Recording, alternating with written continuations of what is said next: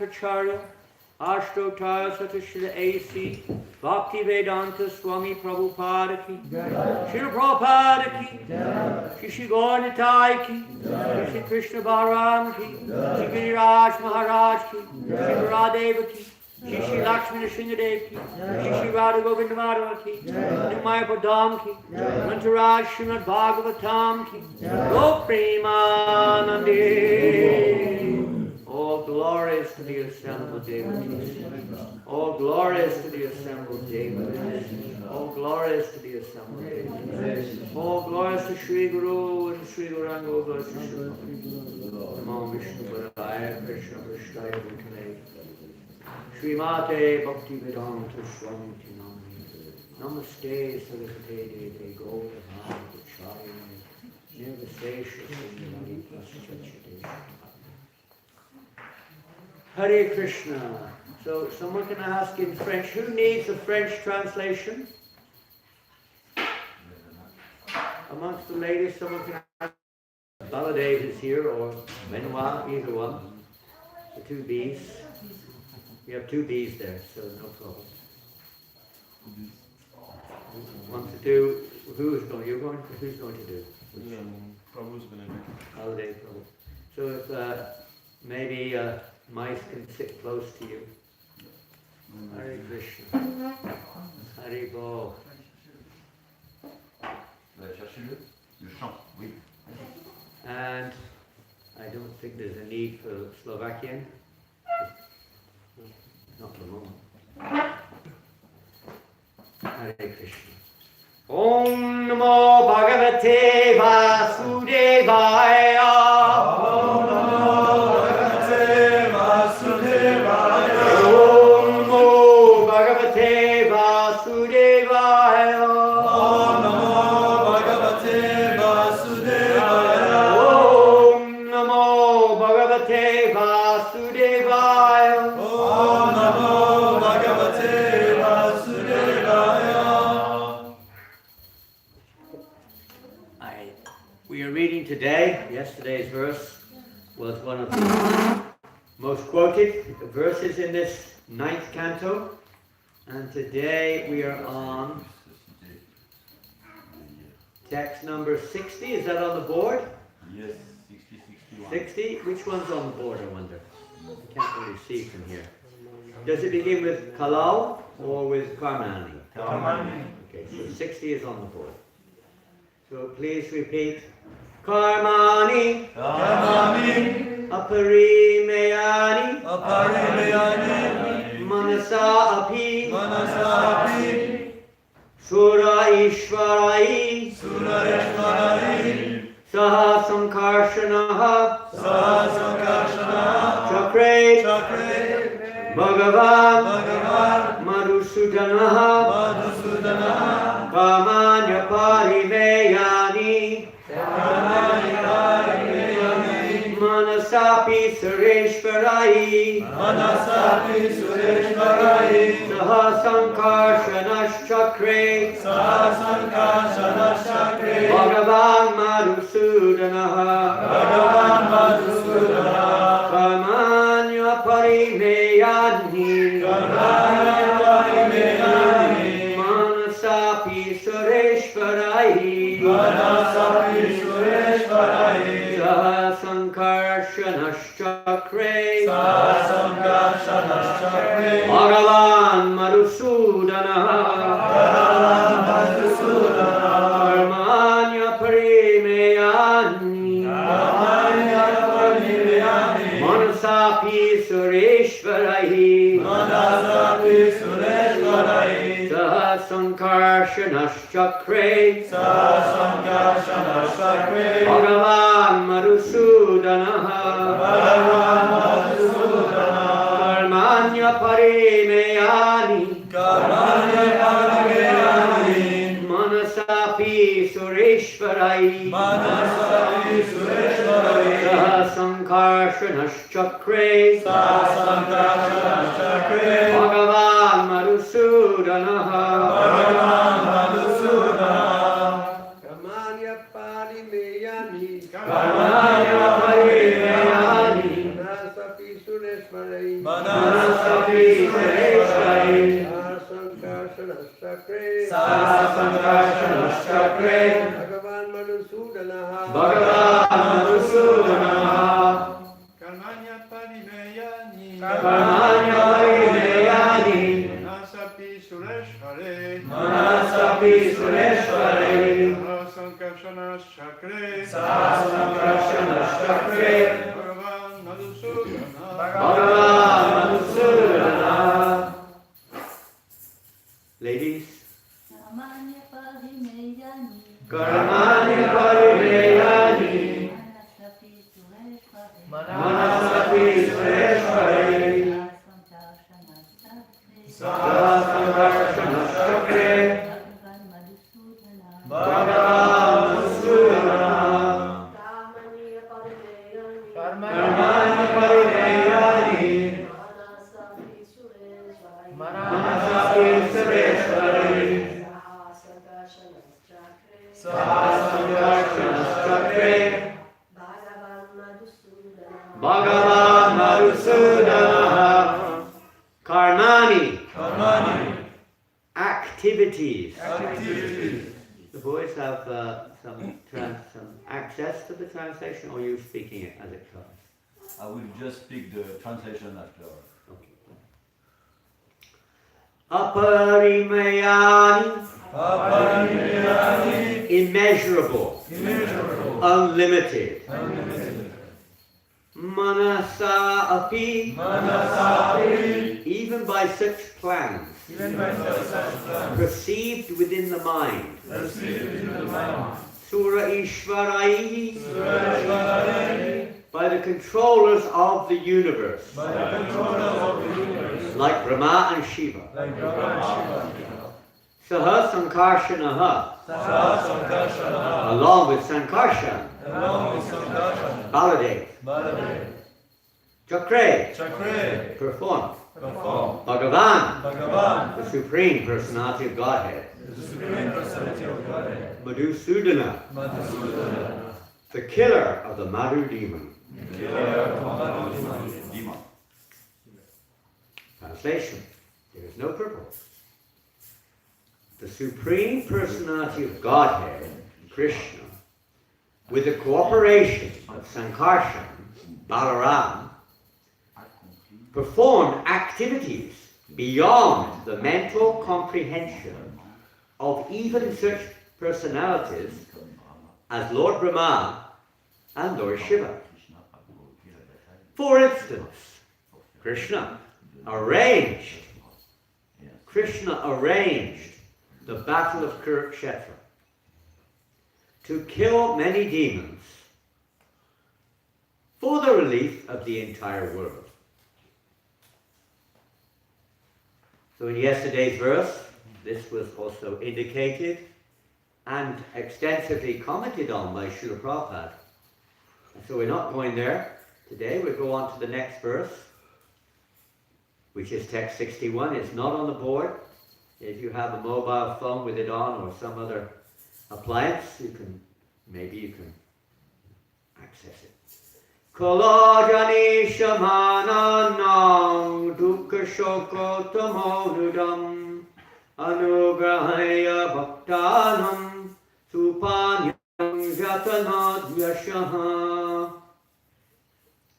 And there is a purport to this verse, short that it may be, but we'll read this verse today. To show causeless mercy to the devotees who would take birth in the future in this age of Kali, the Supreme Personality of Godhead, Krishna, acted in such a way that simply by remembering him, one will be freed from all the lamentation and unhappiness of material existence. In other words, he acted so that all future devotees, by accepting the instructions of Krishna consciousness stated in the Bhagavad Gita, could be relieved from the pangs of material existence. Does anyone here not know what a pang is? It's not a very common English word. Pangs. What is pang? Good. Well, you've got the French translation, I presume, in the book. So what does it say in French for pangs? Pang, but I don't know what is In pang. French, that's mean affre. But I don't know what does it mean in French neither. Someone translated it. Who did that? Someone look up the exact. It's an extraordinarily rare word, pangs. We understand the meaning in terms of general description, but specific meaning, someone can look it up in the dictionary. A pang. P-A-N-G. A pang. Acute pain. Pardon? Acute pain. Acute pain. That's a good definition of a pang. Some acute pain. Something very painful. Something very unwanted. Have you got it there, P2 Prabhu? A pang. I'm just Checking it out. getting it. Interesting. Because we read this, and many times... There's a sudden sharp pain or painful emotion. Yeah. Like Lindsay explained, a sharp pain of guilt. Guilt. So basically, as you say, it's a sharp pain. A pang. It's a good word. Huh? I'm giving you a pang. Take this pang. The pangs, the miseries, the pains of material. Relieved from. I'm sure everyone would like to be relieved from the pangs. Anyone like to be relieved from their pangs? Yeah. So here's the formula to get pangless. Become pangless. How do you become pangless? How do we become pangless? Free from pangs. Huh? Agony, anguish, discomfort, spasm, bite, and distress. Spice? Bite. That's German, is it? No. Agony, anguish, discomfort, spasm, bite like biting somebody. Oh, bite, yeah, bite. And distress. Okay, something very sharp and not very nice. Huh? Affre is good. Huh? The French word affre is the right one. It's the right one, is it? Yeah. Ah. Affreux. Anyway, we're remembering this. It's good to remember. We will remember this, in a sense, quite easy. The pangs of material existence. It kind of gets an impression on our heart. The material world is, Dukkhalayam, a Shashvatam. Huh? Painful place, unpleasant place, huh? Miserable place. We get used to it and we think it's normal. If we don't know something else, you think your own situation is normal.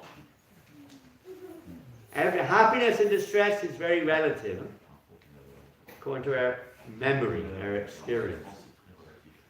We maybe forgotten some of the miseries of the past, or even the happiness of the past, relative to whatever we can remember right now, practically.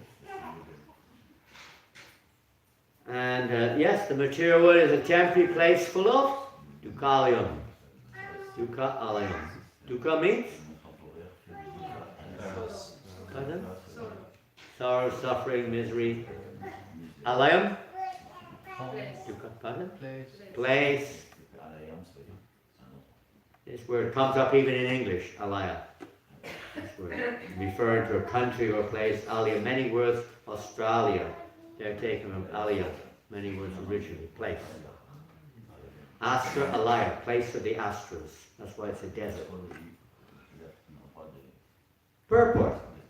Srila Prabhupada. The Lord's activities of saving the devotees and killing the demons, and there's a famous verse in the Bhagavad Gita, very, very famous verse. 4th chapter Gita. Who knows this verse? Well, there's two exalted Vaishnavas with their hands raised high, most eager to share this teachings of Bhagavad Gita, which we've just heard, are the remedy. They're the solution to curing the ills or the pangs, the miseries of material existence. To apply, not just hearing is good, but the application is effective. It's a good start to hear. It's very purifying also. If someone gives you a bottle of medicine, not anyone, a doctor, gives us a medicine, what do you do with it? Throw it away. Throw it away. Good idea. We can look at it in different ways, but let's take a normal course of life. As soon as a doctor, yeah, a doctor. You go, doctor, please, I need some medicine. He gives you the medicine, you just throw it in the bin. You feel good. Huh? Even without taking it already, you feel good. You feel good, okay? Maybe there's a psychological aspect, we all know that too. He's an angel of the medical industry.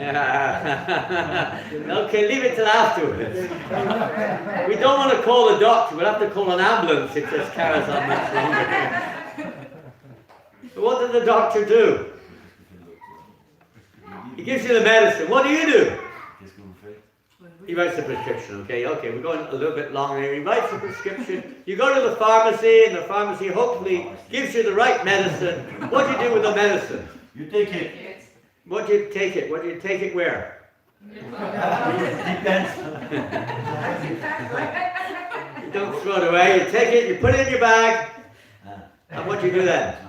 You go to your house. Huh? You go to your place. So maybe you go home, Yeah. and then what do you do? Open the door. Open the with the medicine. Say it could say open the door with the medicine. You read the prescription and Ah, good idea. You read the prescription you follow. and you follow what it says. Is that the idea? Yes. Bhagavad Gita is like that, huh? Medicine.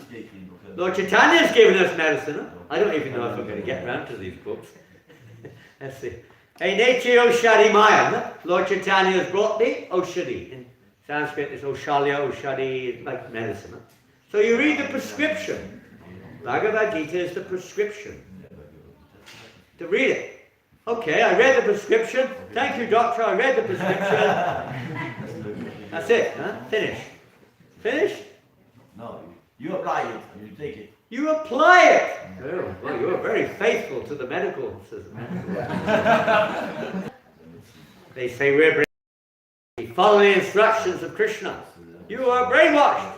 You can't think for yourself. You just listen to this imaginary person called Krishna. Become a robot.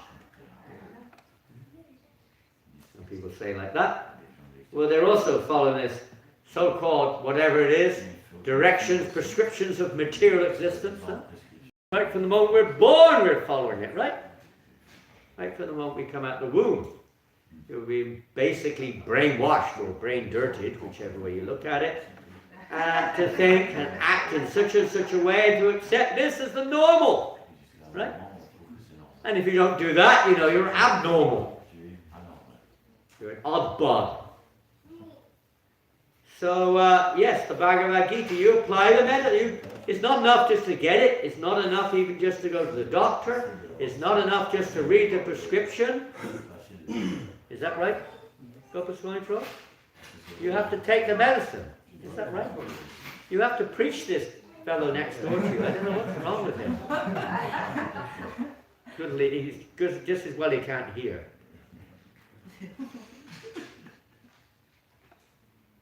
You have to take it! And you don't take it all at once, do you? 100 pills say 90. 3 pills 3 times a day for 10 days, right? Oh, well, this is a waste of time. I might forget. Let me take them all at once. Easy. Will that work? Something will work. But maybe not what you intended. Huh? You might be in the hospital pretty quick. Something out your stomach or something. Or just wait.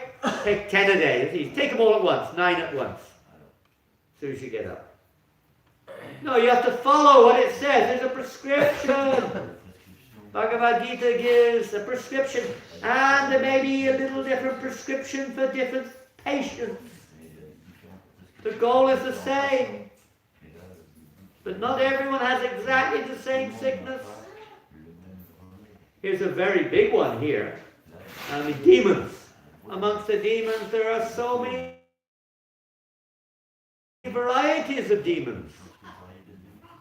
Everyone has some demoniac mentality, even aspiring devotees. Have you ever had a material desire since you've been chanting Hare Krishna? Ever? Ever thought something a little demoniac? Depends how far you go with a definition of demoniac, I guess. Only pure thoughts, huh? Transcendental thoughts of Krishna. Constantly. Of course, that's the goal of the Bhagavad Gita. Manmana bhava mad bhakto. Isn't it? To always think of Krishna. Here, remedy. Thinking of Krishna. One is immune. One becomes immune. What is immune? Immune. What's immune? Immune. Protected from.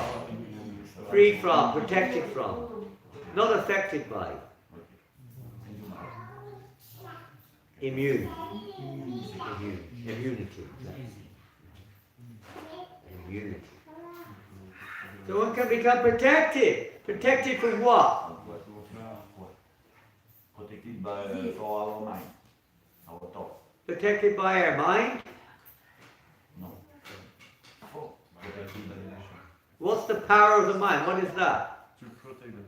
Yeah. No. What does that mean? What is that power that protects us? What's the power that protects us? Devotional service. Devotional service. Why? It says in Bhagavad Gita, keep all sinful activities away from me by the power of devotional service. Correct. But how does it work? Ultimately, how does it work? By association with Krishna, we become purified. We become purified by? By association with Krishna. Yeah, by Krishna.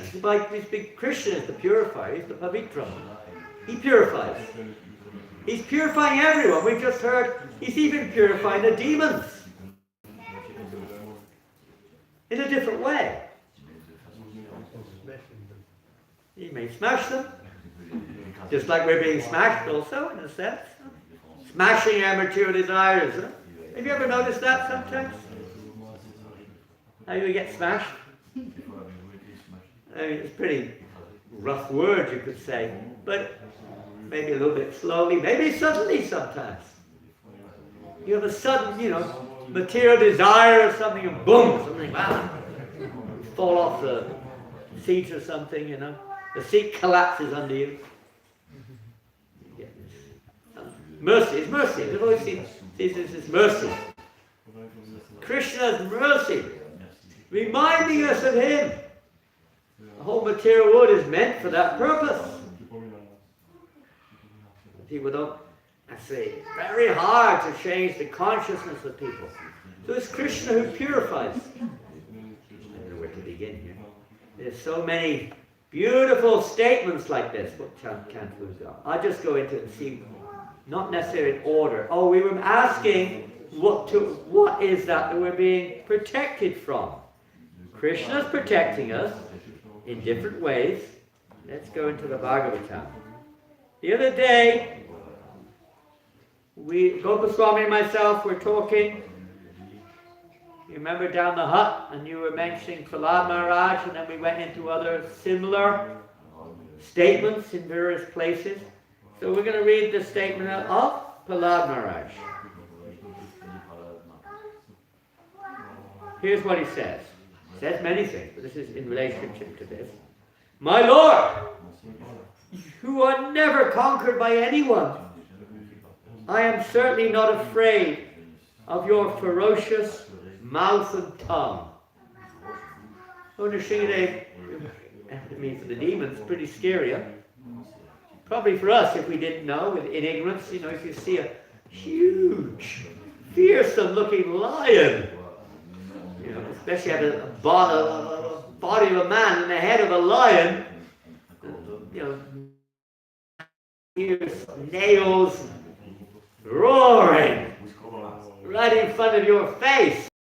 How would you feel? Probably terrified. Probably. Probably. Even a dog can terrify us. A little blooming dog. What to speak of someone, an entity like Lord Nrsimha. It's easy to get scared in this world, isn't it? Easy to get afraid. So many things. There's no end of causes of fear. But he's not afraid of that. Your eyes bright like the sun, blazing eyes, or your frowning eyebrows. I do not fear your sharp, pinching teeth, your garland of intestines.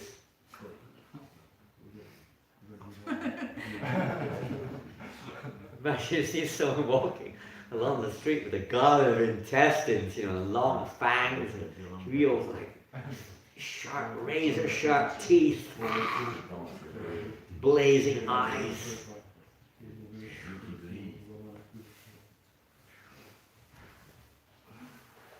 Your mane soaked with blood, or your high wedge-like ears, and that they depict demons with like sharp, ears sticking out, big, these things, frowning eyebrows. If you ever watched in your life, I'm sure you don't watch anymore, but some of these movies where they're having all these kind of like animations of demons and things, you get the idea. Nor do I fear your tumultuous roaring. We had a bit of thunder, I think, yesterday. Someone was saying, I can't remember what it was, but someone said they saw the animals, the deer or something. They were scared. They all kind of roared. They ran away. You preachers were saying that. They were scared. The sound of the thunder. Roar, quite close. Roaring sound. Pardon? The goat ran into the car, Huh? The goat ran into their box. The goats, they all ran into their box. They have a box down there, all four of them. They all ran into the box. Huh? They were scared. What is that sound? It's scary. Kind of something beyond us, something which we can't comprehend properly. It's like something beyond us. Sound of thunder. We get used to it, you know what it is, but you don't know, you're in an animal body where we have no knowledge, forget and so on. You get scared. Tumultuous roaring which makes elephants flee, even elephants flee to distant places. Or your nails which are meant to kill your enemies. Krishna kills in different ways. I was reading the other day and Nandavat's website has devotees in one city near Dnipro in Ukraine. Suddenly they were being attacked by rockets. Boom! Their apartment block got smashed. They survived. Pretty scary. Suddenly, boom! They thought a nuclear bomb had gone off. The flash was so powerful, they almost got blinded. And then there's like, whoa! Woof! The windows flew out, everything went flying. Scary, huh? But Prahlad Maharaj, I'm not scared of all this. Prabhupada, when he was in Calcutta, he was not scared when the bombs were coming down during the war, Second World War. Calcutta was being bombed. Prabhupada saw Lord Krishna appearing in a different form, universal, a uniform of the universal form. Prabhupada still sat there, most people left, eating samosas or kachoris. The bombs are coming down. Krishna in a different form. Pure devotee is, that's what his name, Abhay Charanaravinda. Why is he fearless? Because he's taking shelter at the lotus feet of the Lord. Lotus feet of the Lord, that's the real protection. Even the demons. Well, we will read one more thing. There's so much we could read. Time is short. About even how demons can be, by remembering the Lord, are also protected in a different way, you could say, but the same principle. The remembrance of the Lord, somehow or another. We'll hear that in a minute. Also from Prahlad Maharaj. So what happens next?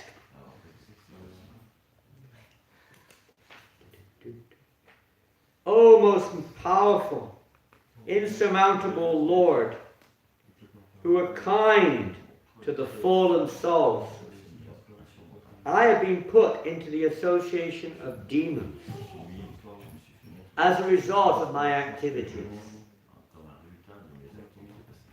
And therefore, I am very much afraid of my condition within this material world.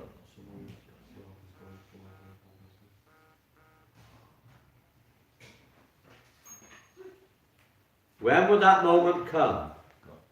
When you will call me to the shelter of your lotus feet, which are the ultimate goal for liberation from conditioned life. And we're all in that situation. We read the other day, we're in a dangerous situation in this world. No matter who we are, I'll just read a quick thing from Srila Prabhupada. Quick little statement about the nature of this world. We sometimes, even in our efforts to practice devotional service, we forget the essential purpose or the nature of surrender to Krishna. Sometimes we equate it with our mind's condition, our physical condition. In the Bhagavad Gita, we find Krishna giving medicine or medicinal instructions for conditioned souls at different stages. But ultimately we see Krishna in the end of the Bhagavad Gita, the last instructions, to give up all of these other temporary situations. They may be required at a certain stage of one's awakening, but ultimately they are only temporary, we could say, in their application. The ultimate medicine is manmana bhava madbhakto, at least in terms of the objective of the teachings of Gita, which is the mood of surrender, sarvadharnam pratyotya.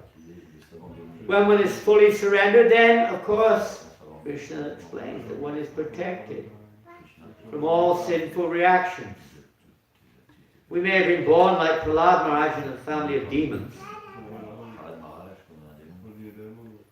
or something demoniac. But the reaction or the result of that association, for instance, when we become attached to science, so-called scientific conclusions, we become attached to sense gratification.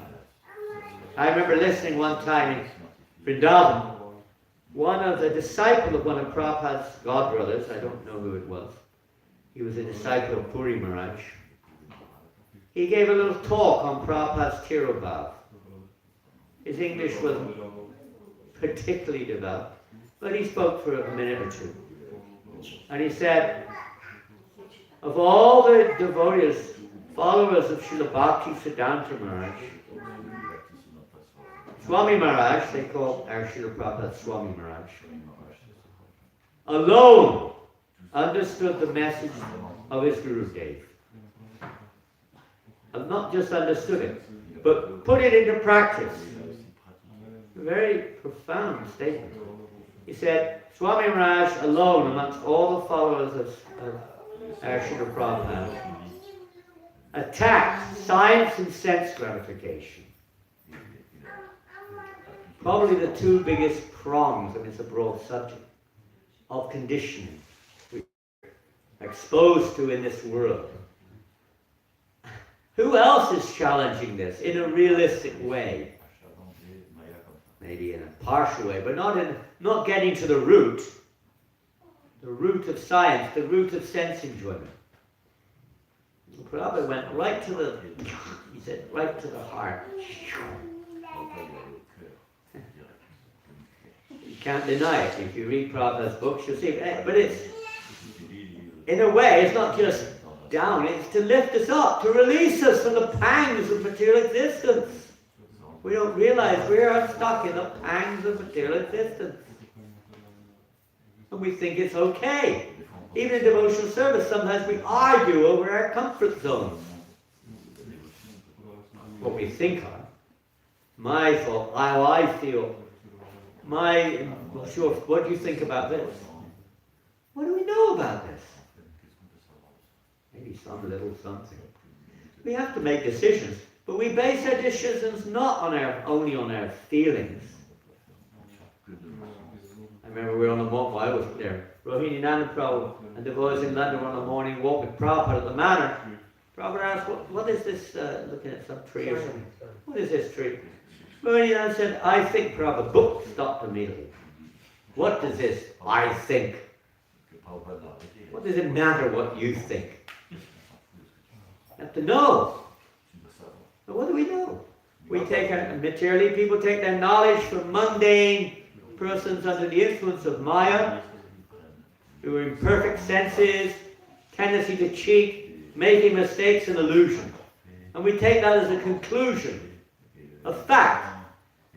You sometimes read, and people believe these things, by the way, they read in the news, the scientists, they come up with some theory or something, there's a great possibility that it may be that that something or another happened. Possibly, they go on like this. And it's kind of accepted in people's minds almost like a conclusion. It comes as a scientific statement. They don't now, they used to. People have kind of given up on that more or less. But it's still there. Speculation. Unless there's knowledge there, then what else do you do? What else do you do? That's why Krishna has spoken Bhagavad Gita. To relieve us of the pangs of material existence, ultimately. By the process of devotional service, pure devotional service, ultimately. To gradually anarto pashamam shakshat bhakti yoga hoshike. The pangs or the miseries of material existence are superfluous. You know what the word superfluous means? Well, I'm amazed, because in English not everybody knows what that means. It's a rare word. Superfluous. Is it the same in French? We say superflu. So it's almost the same. That's coming from French. In English, I guess not so many people know it. It's a very rare word in English. Superfluous. It has nothing directly, it has nothing really to do. But because of identity, we're so entrapped in all of these material endeavors to eradicate misery. there's nothing really to do with the soul. Misery and the causes of misery, they're illusory in one sense. But the process of eradicating these miseries is the devotional service, bhakti. Bhakti yoga, service to the Hokshaja, as we hear here, the infallible, the unlimited Lord. This is the process, this is the secret. Now Krishna is very kind. I'm going to read one thing here. It is the favor of Krishna. Prabhupada said, it is the favor of Krishna that he has put me into suffering. That's not an easy one to digest. We hear it, but they never see, we're talking here about devotees, Prabhupada's talking about devotees, in the morning walk in Bombay. They never see suffering as suffering. They never see suffering as suffering. They see it as the favor of Krishna.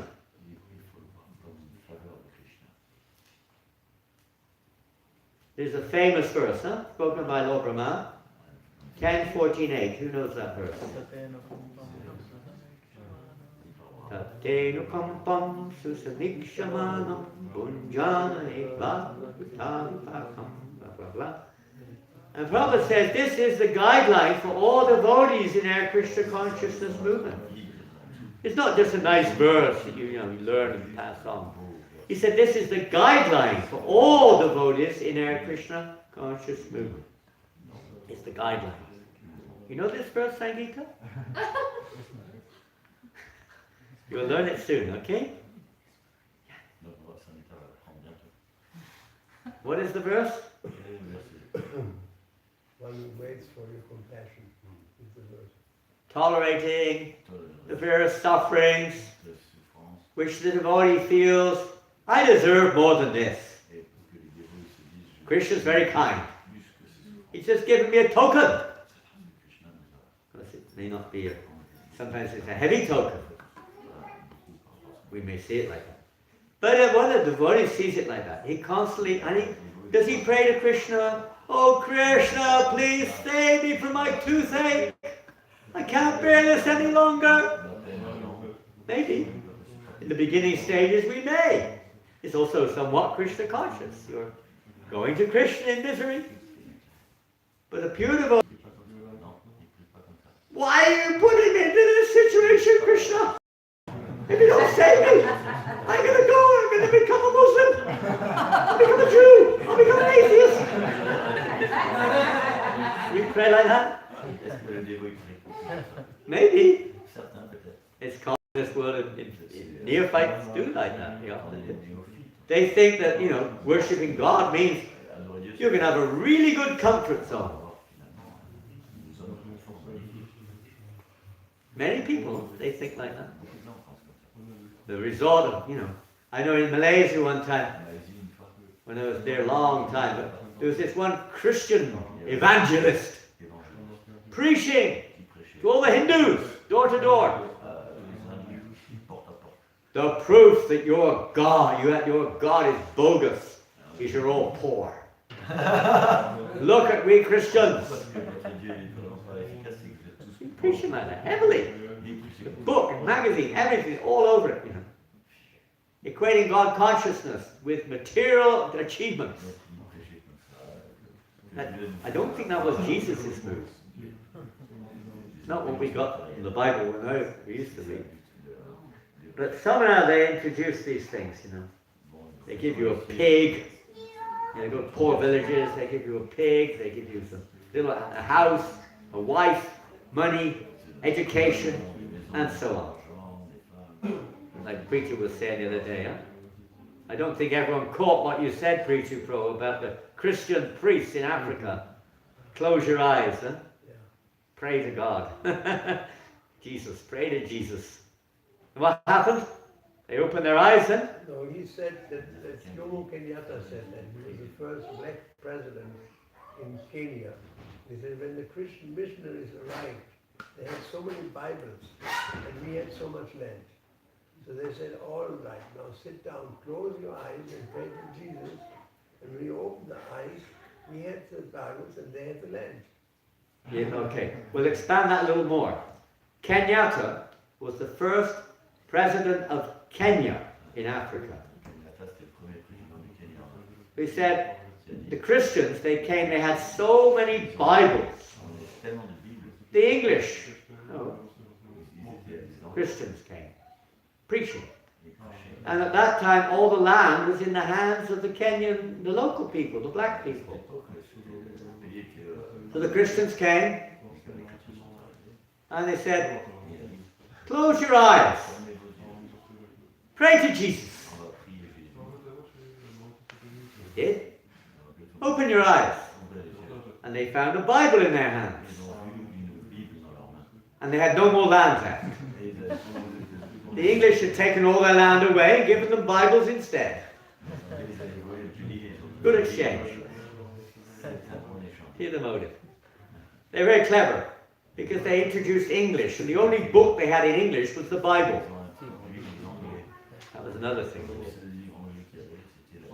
They had no other book in English. Good preaching. Book distribution. Powerful.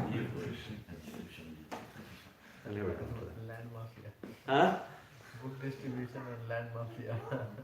Yeah. So devotee's vision. He sees when we're put into suffering, Krishna's mercy. Of course he may do what we need to do. This body is Krishna's energy. We try to utilize it. But ultimately, inside, we're not. We're depending on Krishna. Thank you, Krishna. Thank you. It's exactly like a son who knows his father well. If the father slaps, the son never protests. He knows that it is good for me. Similarly, a devotee is never disturbed when there is suffering given by Krishna. Prahlad Maharaj is a pretty good example. Huh? Born in a demoniac family. Tortured. Tortured. He didn't compromise. He was tortured by his father. Put in a pot of boiling ghee, attacked by demons with lances and swords and all kinds of instruments. Thrown off a cliff. Fed poisoned food. They tried to crush him with stones, with elephants. Tried everything they could to kill him. Now that, you could say, is external. Krishna protected him. You could say externally, but he was really being protected internally. Constantly chanting the holy names. Say whatever you wish to do. Lord Chaitanya Mahaprabhu's Sikshastakam. What does Lord Chaitanya say? You can do whatever you like with me, isn't it? You can send me to hell or heaven. It doesn't matter. Whatever you want to do. Crush me in your embrace. Do as you wish. For you are always my worshipable Lord. Unconditionally. Life after life. Devotee doesn't even aspire for liberation. I'll read another verse. This is from King Kulashekar.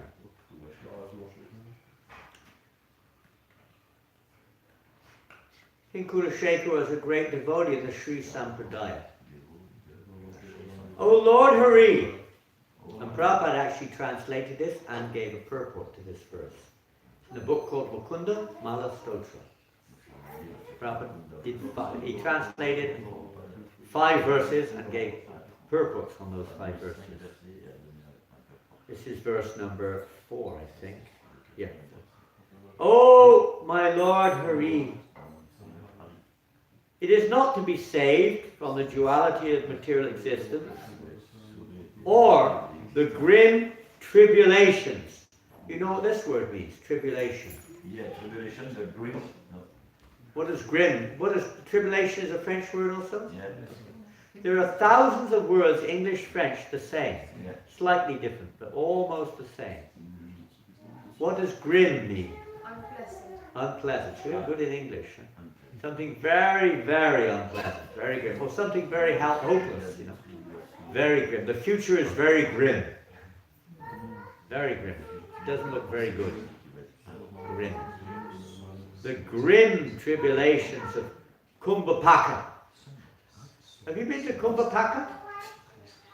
Where's Kumbhapaka? It's a suburb of Paris, isn't it? Kumbhapaka. I think it's a suburb of Paris. Maybe London. Where's Kumbhapaka? Oh, there we go. The answer is coming from my part. It's one of the hellish planets. When we say hellish planets, it's not just one of the lower planets. There are lower planetary systems and there are hellish planetary systems.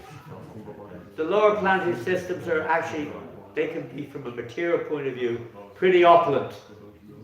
There's no God consciousness there, but then, you know, there's some kind of karma, you go there, you hate God. But there's some kind of, we don't even think of it. But there's a good karma of some kind that you're enjoying. But the hellish planetary systems are punishment.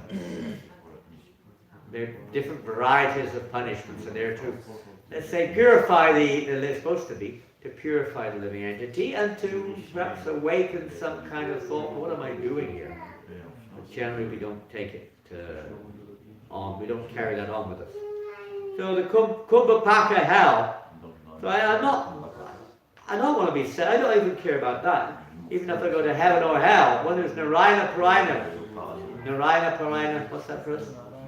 Narayana the Krishna.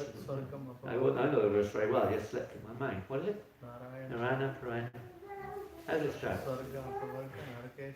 Yeah. Sarva Apavarga Narakesha. Whether you send me to hell or heaven, it doesn't matter.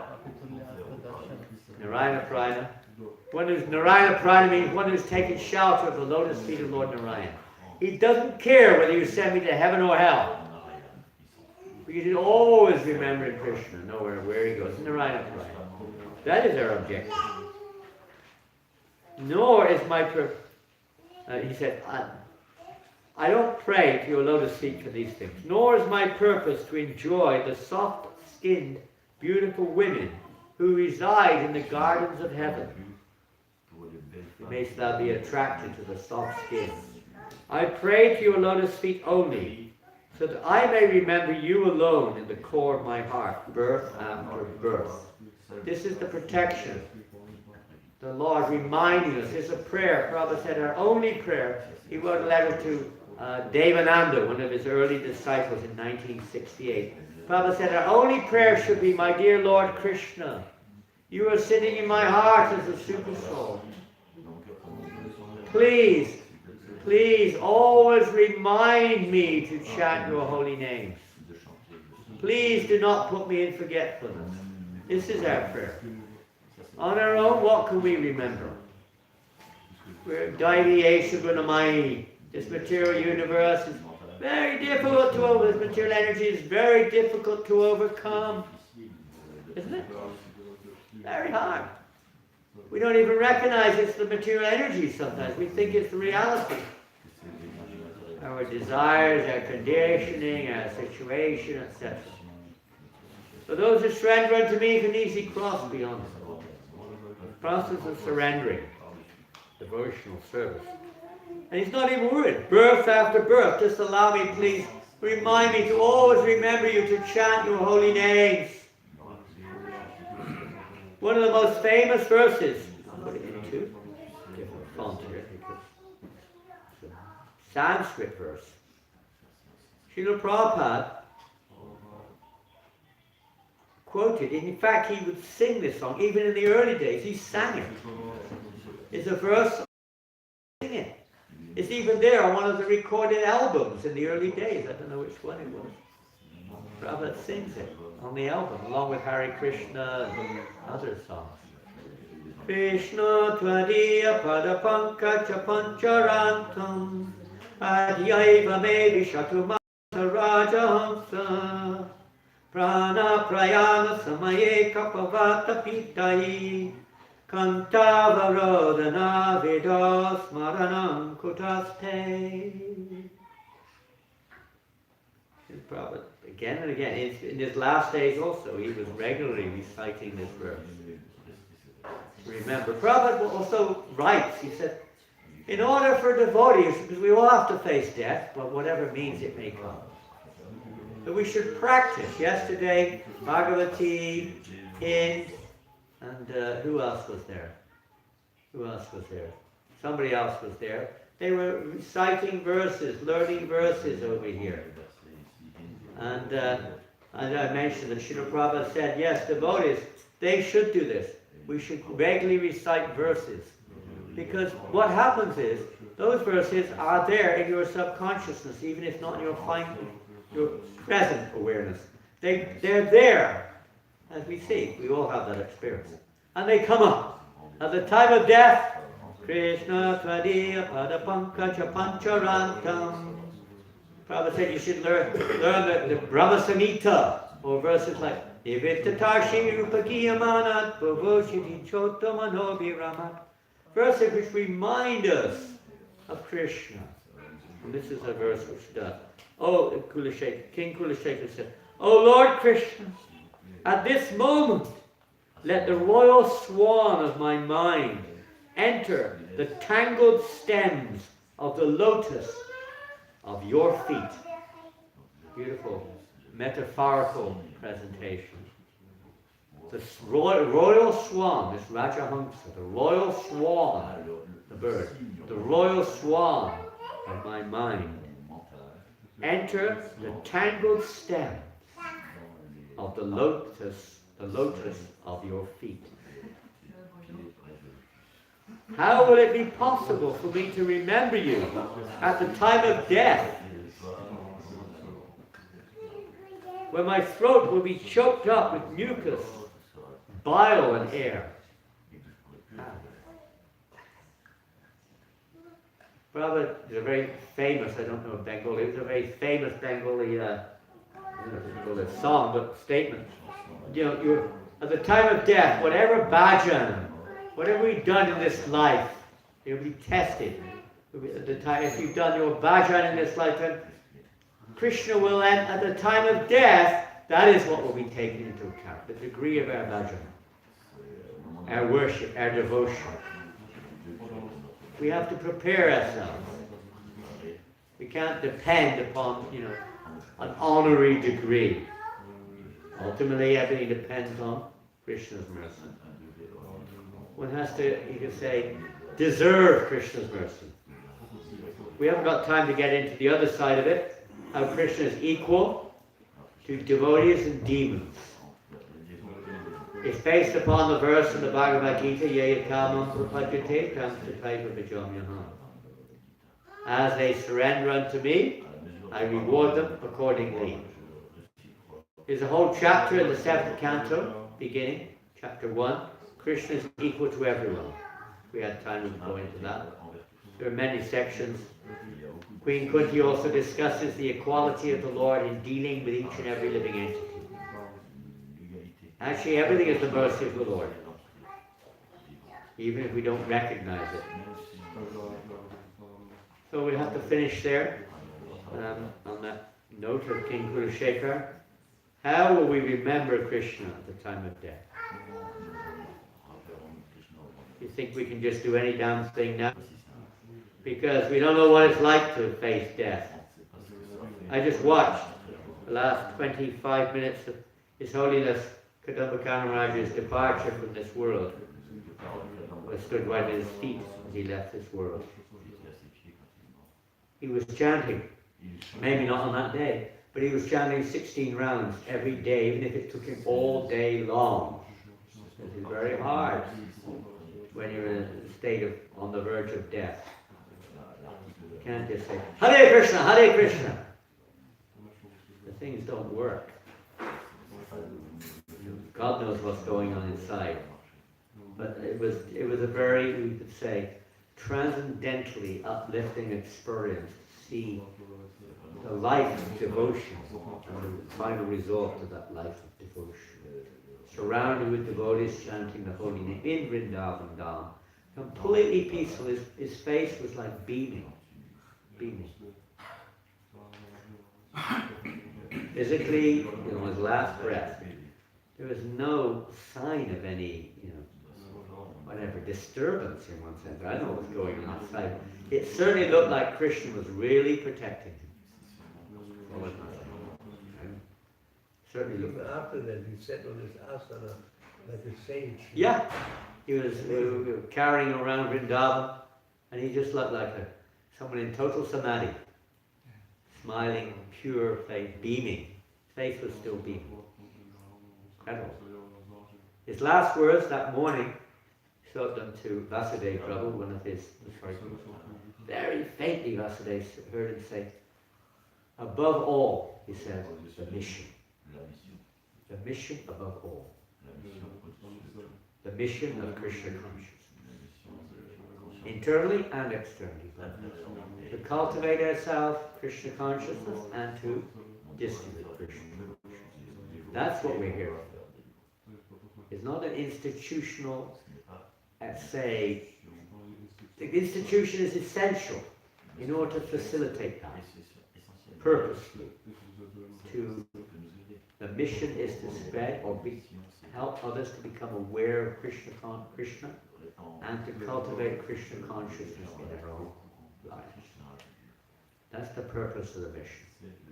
It's not some material arrangements, this, that. They're only for that reason. The teachings of Bhagavad Gita, why is Krishna talking about karma yoga? Why is he talking about jnana yoga, dhyana yoga, ashtanga yoga? Why? To bring us ultimately to bhakti. Everything we do is to that point, to bring us to that point of full surrender to Krishna. That is our constitutional position. That is the only position we're really protected. There's no other protection other than taking shelter of Krishna.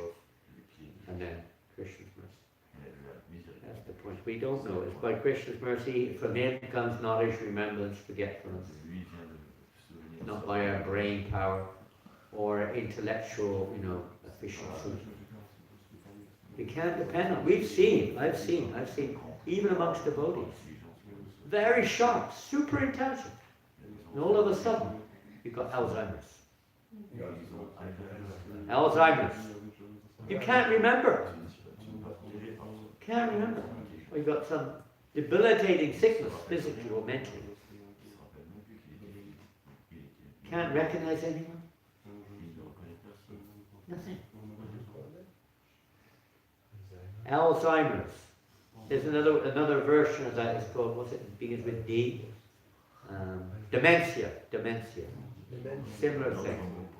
Alzheimer's, I don't know the difference. I think Alzheimer's is more specific. I don't know. There's two types. You lose your memory. You don't even know where you are. Can happen. Why that happens? Who knows what's going on inside? Some removal of some illusions, removal of some false understandings, removal of some reactions of some kind is going on. But ultimately, we're not the mind, we're not the body. Krishna is there. So many times we've seen how Krishna comes at that moment, at the time of death, even though one is in a very debilitated or bad condition, broken condition. Krishna sees all that you do in your lifetime. Like we mentioned that last verse of Ishopanisada, the devotee doesn't know. Please remember whatever I've done for you, my Lord. It sounds a bit materialistic, Sounds a bit materialistic, but he wants not like material things, but what hope do we have if Krishna doesn't help us? We're like babies. What hope do they have if parents don't look after them? No. Yeah, that's another direction. Okay, we'll finish there. I'm sure there are millions of comments. Maybe some questions. I don't know if we have time after 9. I'd love to have read some of these other points here, but there's just no time. Yeah. I know a story of a devotee a woman devotee who had Alzheimer, and in the hospital she always sings Hare Krishna. That's the only thing she remembers. She don't know who she is, Who is the people around the Chinese American? Pretty good. Pretty good, huh? Yeah. I was giving a Vanaprastha seminar about 20 years ago in Malaysia. Vanaprastha. And there was this, everybody was over 70 at that seminar. Maybe about 20 old in Malaysia there was. One of them was 93. And I've known him for 10 years maybe. And very wonderful devotee.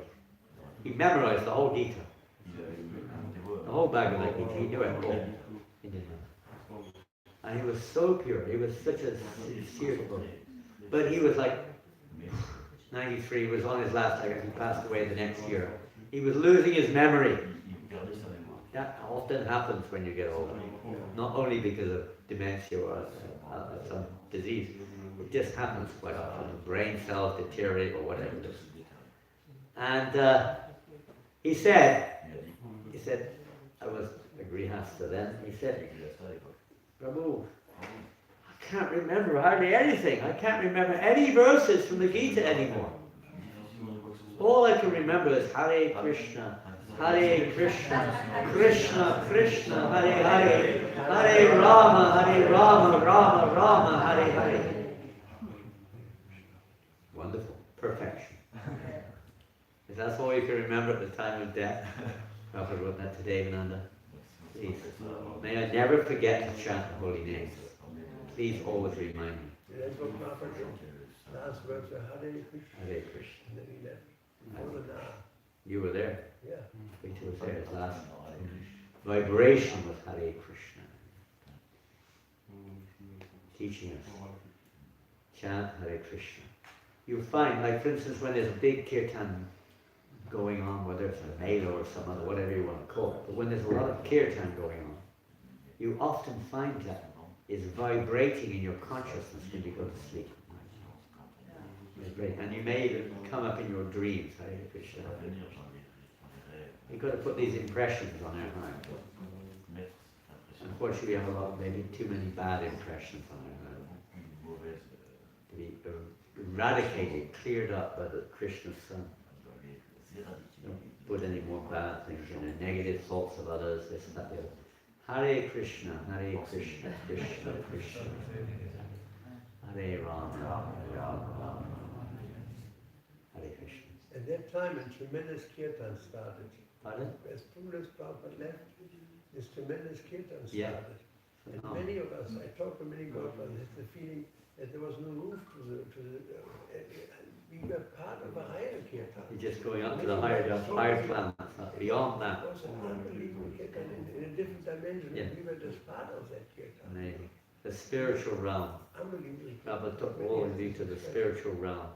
It's still there. We just forget sometimes. We don't realize it. And you see that in kirtan sometimes. You're off the body platform. You find yourself floating in kirtan. There's no longer thinking in terms of me and you and this and that.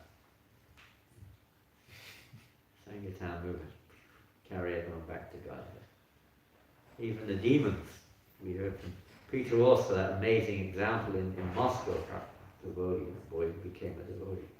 Just because he had the opportunity, like it or not, even with a negative approach, he was negative towards the Harinam. But he had this opportunity. He'd see the Harinam party regularly. Even though he was negative towards it, and eventually it bore fruit. Even if people wouldn't see it negatively, it's still ultimately, that's the end of the story, but ultimately they get the benefit from that. Even though it appears to be there. A negative mood. Demoniac, if you want to call it that. There's all auspicious chanting of the holy name.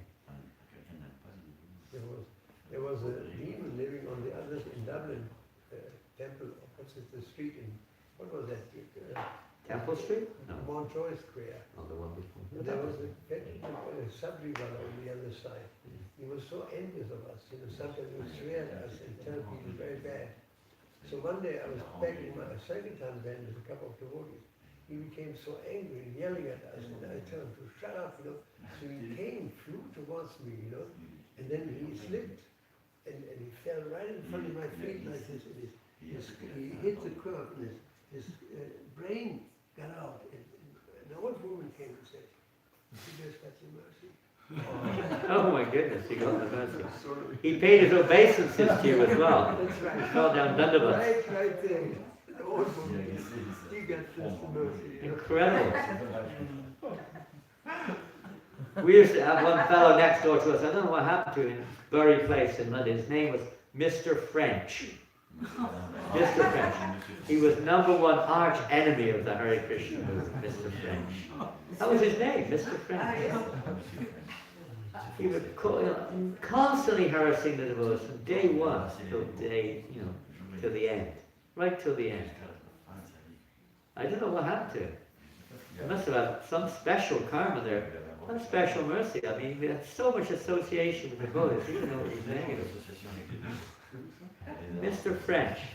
You give us some credit. I mean, it is partly related to how we got Soho Street. Because we had to get out of there. It just made it impossible for us. We went to all the authorities, we had court cases against us, everything.